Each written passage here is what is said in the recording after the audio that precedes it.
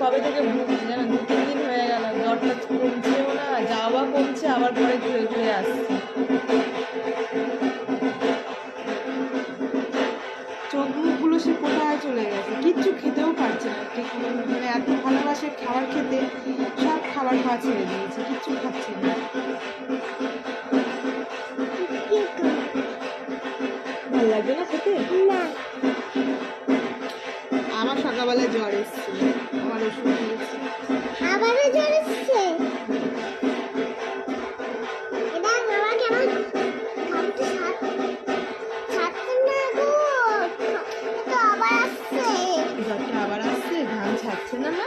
না, চোখ মুখগুলো কি অবস্থা হয়ে গেছে। চোখ মুখগুলো কোথায় যাচ্ছে?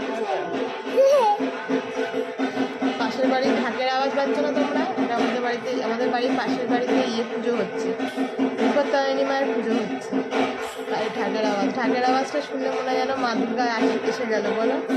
আর